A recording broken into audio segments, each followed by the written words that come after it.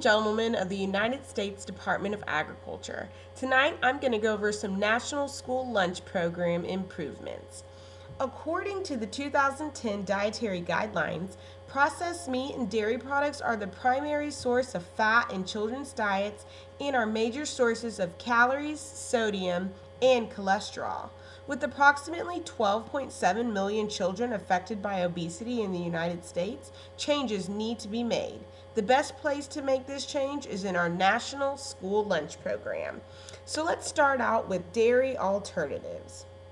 So, what's so bad about dairy milk?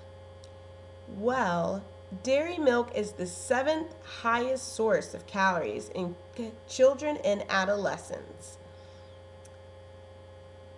Most of the calories in reduced fat and non-fat milks comes from sugar, lactose, and 1 cup of skim milk has more sugar than a bowl of Lucky Charms. Dairy milk is one of the top 10 sources of saturated fat in the diets of Americans over 2 years old, which increases the risk of heart disease. Harvard researchers have found fat-free dairy milk to be linked to prostate cancer in men. Further health risks associated with dairy consumption include cancer, obesity, heart disease, and anemia. So, what's a better alternative? Soy milk. Soy milk is full soy milk.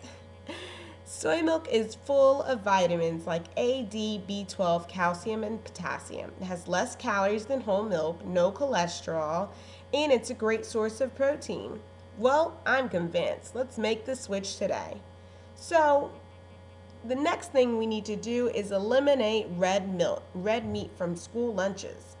A Harvard School of Public Health research study found that eating red meat on a regular basis is linked to increased risks of stroke, heart disease, and the risk of dying from cardiovascular disease or any other cause.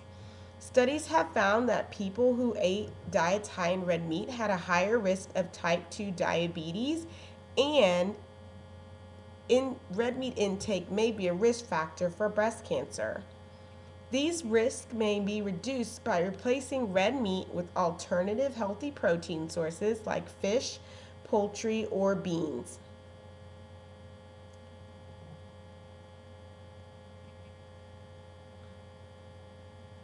Policies on healthier foods are effective in improving school lunch environment and students' dietary intake.